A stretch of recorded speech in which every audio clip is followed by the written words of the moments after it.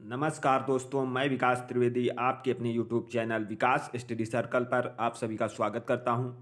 दोस्तों, आज हिस्ट्री की क्लास में हम लोग वैदिक सभ्यता का रिवीजन करेंगे। तो दोस्तों, ये चैप्टर हमारे एग्जाम की दृष्टि से बहुत ही महत्वपूर्ण है। तो वीडियो के साथ अंत तक बने रहिएगा और वीडियो को ज़्यादा से ज़्यादा शेयर कीजिए, लाइक कीजिए और चैनल को सब्सक्राइब जरूर कीजिए। दोस्तों, शुरू करते हैं आज की अपनी क्लास वैदिक सभ्यता। दोस्तों, वैदिक सभ्यता के अगर टाइम पीरियड की बात करें तो इसका टाइम पीरियड 1500 बीसी से 600 ईसा पूर्व रहा है। 1500 ईसा पूर्व से 600 ईसा पूर्व रहा है। और वैदिक सभ्यता को दोस्तों दो पार्टों में डिवाइड किया गया है। पहला ऋग्वैदिक सभ्यता, ऋग्वैदिक काल, और या उत्तर वैदिक काल। दोस्तों, ये दो पार्टों में वैदिक सभ्यता को डिवाइड किया गया है। और इसमें अगर ऋग्वैदिक काल की हम बात करें तो ऋग्वैदिक काल का टाइम पीरियड 1500 बीसी से 1000 बीसी तक रहा। ऋग्वैदिक काल 1500 बीसी से 1000 बीसी तक ऋग्वैदिक काल रहा। और अगर हम उत्तर वैदिक काल की बात करें तो उत्तर वैदिक काल का टाइम पीरियड 1000 बीसी से दोस्तों 600 बीसी तक रहा।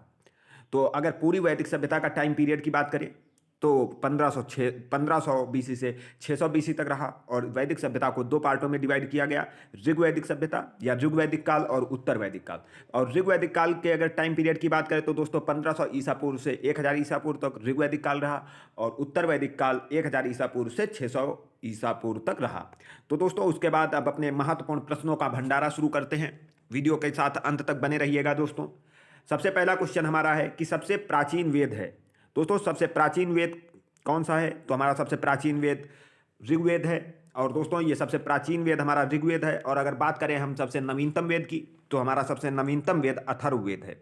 और दोस्तों, सबसे नवीनतम वेद अथर्ववेद है। और इसमें दोस्तों 10 मंडल हैं। ऋग्वेद में 10 मंडल हैं। और इसके अगर सबसे प्राचीन मंडल की बात करें तो सबसे प्राचीन ऋग्वेद का मंडल जो है वो दोस्तों दूसरा और सातवां है। ऋग्वेद का सबसे प्राचीन मंडल दूसरा और सातवां है। ऋग्वेद में कुल 10 मंडल हैं दोस्तों। और ऋग्वेद के पाठ करने वाले पाठकर्ता को रोता या ह्रोत कहते हैं दोस्तों। और ऋग्वेद से सबसे ज़्यादा दोस्तों पूछा जाने वाला क्वेश्चन है कि इसके तीसरे मंडल में दोस्तों सूर्य देवता और सावित्री को समर्पित प्रसिद्ध गायत्री मंत्र है। इसके ऋग्वेद के तीसरे मंडल में सूर्य देवता को समर्पित प्रसिद्ध गायत्री मंत्र है। और दोस्तों, इसके 9वें मंडल में देवता सोम का उल्लेख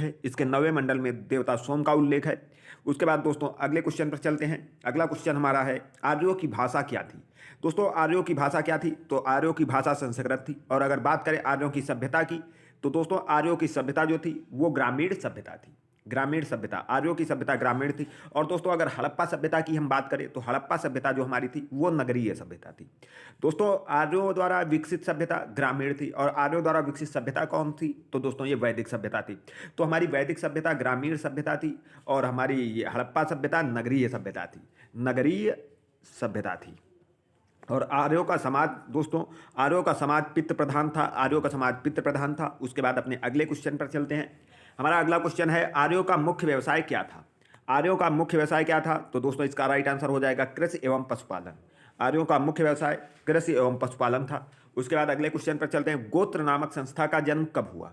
तो दोस्तों, गोत्र नामक संस्था का जन्म कब हुआ? तो इसका राइट आंसर हो जाएगा उत्तर वैदिक काल में गोत्र नामक संस्था का जन्म हुआ। और महाभारत का पुराना नाम है दोस्तों, महाभारत का पुराना नाम जय संहिता है। उसके बाद अगला क्वेश्चन है महाकाव्य दो हैं। कौन कौन से दो महाकाव्य हैं? तो एक महाभारत और दूसरा रामायण। दोस्तों, महाभारत और रामायण ये हमारे महाकाव्य हैं। उसके बाद अगला हमारा है उत्तर वैदिक काल में मुद्रा की इकाइयां थी। दोस्तों, उत्तर वैदिक काल में मुद्रा की इकाइयां कौन सी थी? तो निष्क और शतमान मुद्रा की इकाइयां थी। उसके बाद अगला क्वेश्चन हमारा है ऋग्वैदिक आर्यों के सर्वाधिक प्रिय देवता थे। दोस्तों, यहाँ पर ऋग्वैदिक आर्य की बात कर रहा है। हमने अभी आपको बताया कि वैदिक सभ्यता दो पार्टों में डिवाइड थी, ऋग्वैदिक सभ्यता या ऋग्वैदिक काल और उत्तर वैदिक काल। तो उसमें से दोस्तों ऋग्वैदिक आर्यों के जो सर्वाधिक प्रिय देवता थे इंद्र थे। और अगर उत्तर वैदिक आर्यों के सर्वाधिक प्रिय देवता प्रजापति थे। तो दोस्तों, उत्तर वैदिक में सबसे प्रिय देवता प्रजापति और ऋग्वैदिक में सबसे प्रिय देवता इंद्र थे। उसके बाद अगला क्वेश्चन हमारा है कि ऋग्वेद में किस नदी का उल्लेख सर्वाधिक बार हुआ है। दोस्तों, ऋग्वेद में सर्वाधिक बार उल्लेख किस नदी का हुआ है? तो सर्वाधिक बार दोस्तों सिंधु नदी का उल्लेख ऋग्वेद में सबसे अधिक बार हुआ है। और अगर भारतीय संगीत का जनक किसे कहते हैं? तो दोस्तों, भारतीय संगीत का जनक जो है वो सामवेद को कहा जाता है। भारतीय संगीत का जनक सामवेद को कहा जाता है। और इसमें दोस्तों गद्य तथा इसमें अगर कहें तो पद्य में इसकी रचनाएं हैं। और इसमें संगीत के बारे में 7 स्वरों का पहला उल्लेख सामवेद में दोस्तों मिला। और संगीत का जनक सामवेद को ही कहा जाता है दोस्तों। सामवेद का जनक संगीत का जनक सामवेद को कहा जाता है। और सामवेद के पाठकर्ता को उद्गाता या उद्गात कहते हैं दोस्तों। सामवेद के पाठकर्ता को उद्गाता या उद्गात कहते हैं। और सामवेद का जो ब्राह्मण ग्रंथ है दोस्तों, सामवेद का ब्राह्मण ग्रंथ है वो पंचविश है। सामवेद का ब्राह्मण ग्रंथ दोस्तों पंचविश है, पंचविश। उसके बाद अगले क्वेश्चन पर चलते हैं। अगला क्वेश्चन हमारा है कौन सा वेद गद्य तथा पद्य दोनों में है। दोस्तों हमने अभी आपको बताया कि सामवेद जो है वो पद्य में है और कौन सा वेद गद्य तथा पद्य दोनों में है, तो इसका राइट आंसर हो जाएगा यजुर्वेद। यजुर्वेद दोस्तों जो है वो गद्य तथा पद्य में है। और यजुर्वेद के पाठकर्ता को अधर्वायु कहते हैं, अधर्वायु कहते हैं दोस्तों, अधर्वायु कहते हैं। और अगर बात करें दोस्तों यजुर्वेद की, तो इसके पाठकर्ता को अधर्व कहते हैं। और इसके ब्राह्मण ग्रंथ जो हैं वो तैत्तरीय ब्राह्मण और शतपथ ब्राह्मण हैं। तैत्तरीय ब्राह्मण और शतपथ ब्राह्मण इसके ब्राह्मण ग्रंथ हैं। और सामवेद का ब्राह्मण ग्रंथ दोस्तों अभी हमने आपको बताया कि पंचविश जो है वो सामवेद का है। और यजुर्वेद के तैत्तरीय ब्राह्मण और शतपथ ब्राह्मण है। उसके बाद अगले क्वेश्चन पर चलते हैं।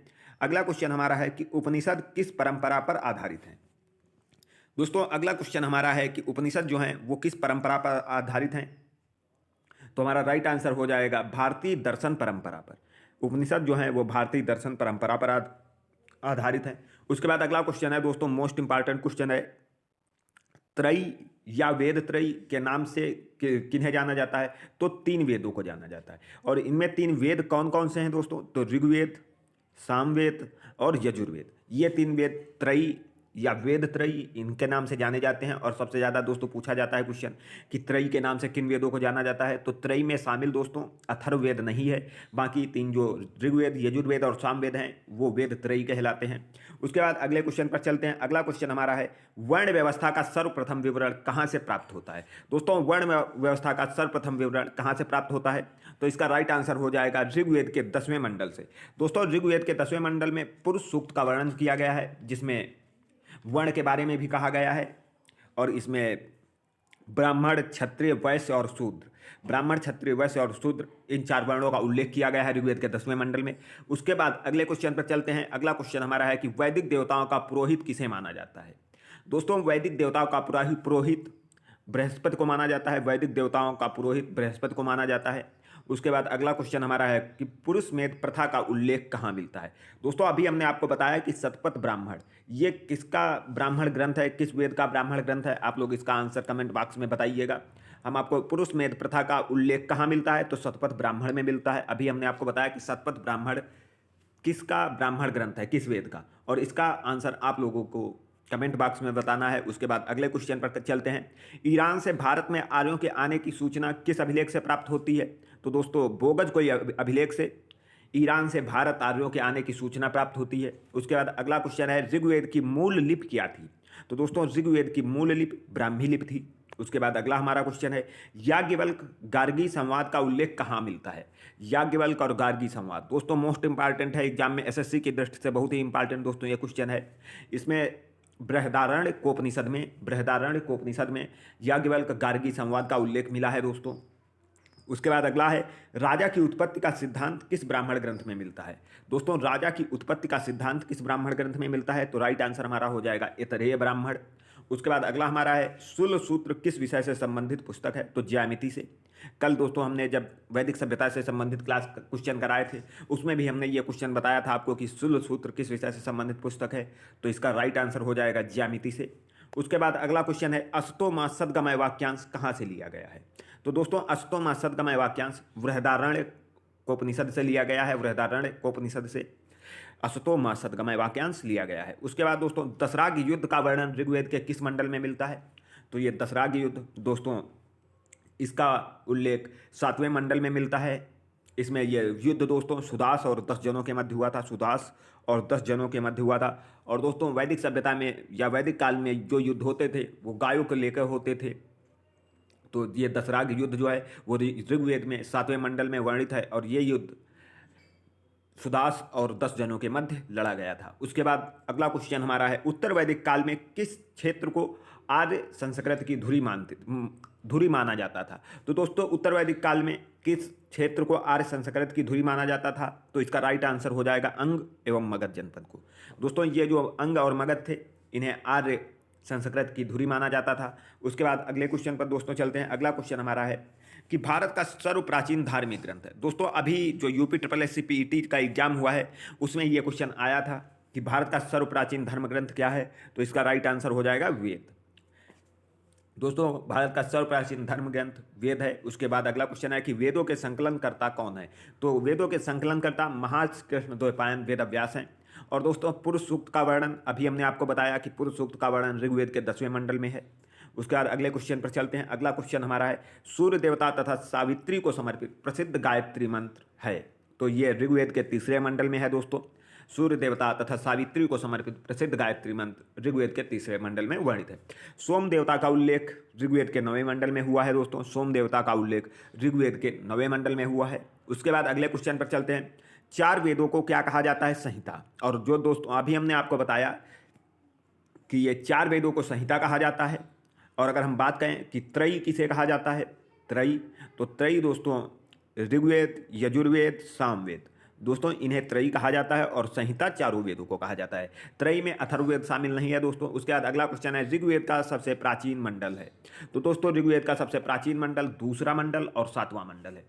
उसके बाद अगले क्वेश्चन पर चलते हैं। अगला क्वेश्चन हमारा है दोस्तों निम्नलिखित दर्शनों एवं उनके प्रवर्तकों के बारे में बताना है दोस्तों। तो ये भी क्वेश्चन पूछा जाता है दोस्तों। सांख्य दर्शन, ये जो सांख्य दर्शन है इसके प्रवर्तक कपिल हैं। और दोस्तों आपको बता दें मोस्ट इंपॉर्टेंट हैं ये, बहुत ध्यान से इसको अपनी कॉपी में नोट कर लेना। एग्जामों में ये पूछे जाते हैं सांख्य दर्शन के प्रवर्तक कौन है। तो दोस्तों ये कपिल मुनि जो हैं वो सांख्य दर्शन के प्रवर्तक हैं। और ये सांख्य दर्शन दोस्तों सभी दर्शनों में सबसे प्राचीन है। योग दर्शन आप जानते हैं कि पतंजल योग दर्शन के प्रवर्तक पतंजलि हैं। और उसके बाद अगर हम अगले दर्शन की बात करें न्याय दर्शन, दोस्तों अगला हमारा न्याय दर्शन है। न्याय दर्शन के प्रवर्तक गौतम हैं। चारवाक दर्शन के प्रवर्तक दोस्तों चारवाक ऋषि हैं। और उसके बाद वैशेषिक दर्शन के प्रवर्तक कलाद या उलूक हैं। दोस्तों कलाद या उलूक हैं। उसके बाद अगला हमारा है पूर्व मीमांसा। दोस्तों पूर्व मीमांसा के प्रवर्तक जैमिनी हैं। और उत्तर मीमांसा के प्रवर्तक बादरायण हैं। तो दोस्तों सांख्य दर्शन के प्रवर्तक कपिल मुनि, योग दर्शन के पतंजल, न्याय के गौतम और चारवाक दर्शन के चारवाक और वैशेषिक के कलाद या उलूक और पूर्व मीमांसा जैमिनी और उत्तर मीमांसा के बादरायण। उसके बाद दोस्तों अगर बात करें उपनिषदों की कुल संख्या कितनी है तो 108 हो जाएगा राइट आंसर। उपनिषदों की कुल संख्या 108 है। और महापुराणों की संख्या कितनी है तो महापुराणों की संख्या 18 है। और वेद कितने हैं तो वेद 4 हैं दोस्तों और वेदांग 6। दोस्तों उपनिषद हमारे 108 हो गए, महापुराण 18, वेद 4 और वेदांग 6। उसके बाद दोस्तों अगले क्वेश्चन पर चलते हैं। अगला क्वेश्चन हमारा है कि ऋग्वेद में सर्वाधिक बार प्रयोग किया जाने वाला शब्द क्या है? तो दोस्तों ऋग्वेद में सर्वाधिक बार प्रयोग किया जाने वाला शब्द पिता है। दोस्तों ऋग्वेद में सर्वाधिक बार प्रयोग किया जाने वाला शब्द पिता है। और वैदिक काल की सबसे पवित्र नदी दोस्तों तो सरस्वती नदी सबसे पवित्र नदी है। और अभी हमने आपको बताया था कि सर्वाधिक बार किस नदी का प्रयोग हुआ है तो सिंधु नदी। सिंधु नदी का सर्वाधिक बार प्रयोग हुआ है दोस्तों। और सत्यमेव जयते लिया गया है दोस्तों। सत्यमेव जयते मुंडकोपनिषद से लिया गया है। सत्यमेव जयते जो है वो मुंडकोपनिषद से लिया गया है। उसके बाद अगले क्वेश्चन पर चलते हैं। अगला क्वेश्चन दोस्तों हमारा है कि स्त्री की सर्वाधिक गिरी हुई स्थिति प्राप्त होती है। दोस्तों स्त्री की सर्वाधिक गिरी हुई स्थिति प्राप्त किससे होती है तो मैत्रेयनी संहिता से प्राप्त होती है स्त्री की सर्वाधिक गिरी हुई स्थिति। और दोस्तों अगला क्वेश्चन हमारा है कि सबसे प्राचीन एवं प्रमाणिक स्मृति कौन सी है? तो दोस्तों सबसे प्राचीन एवं प्रमाणिक स्मृति मनुस्मृति है। उसके बाद अगला क्वेश्चन हमारा है कि पुराण और इन पुराणों से संबंधित वंशों के बारे में दोस्तों जान लेते हैं।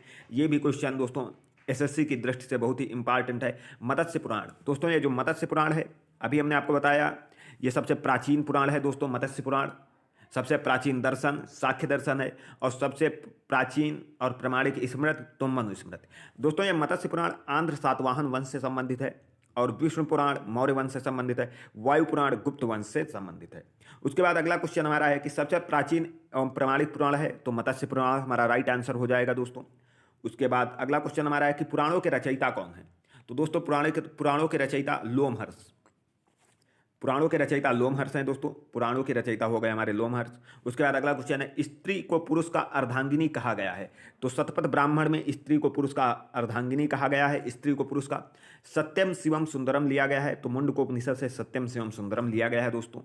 सत्यम शिवम सुंदरम जो है वो मुंडकोपनिषद से लिया गया है। उसके बाद अगला क्वेश्चन हमारा है कि मैक्स मूलर के अनुसार आर्यों का मूल निवास स्थान क्या था। तो दोस्तों मैक्स मूलर के अनुसार आर्यों का मूल निवास स्थान मध्य एशिया या एशिया माइनर था।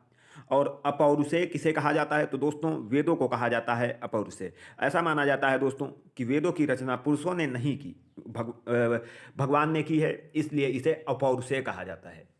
अपौरुषेय वेदों को कहा जाता है और इसका रीजन हमने आपको बता दिया क्यों कहा जाता है। उसके बाद अगला क्वेश्चन हमारा है कि पुत्री के जन्म पर शोक मनाए जाने का उल्लेख कहाँ मिलता है। तो दोस्तों पुत्री के जन्म पर शोक मनाए जाने का उल्लेख ऐतरेय ब्राह्मण में मिलता है। उसके बाद अगला हमारा क्वेश्चन है, आर्यों का दूरी का पैमाना क्या था। तो दोस्तों गतियुत था आर्यों की दूरी का पैमाना।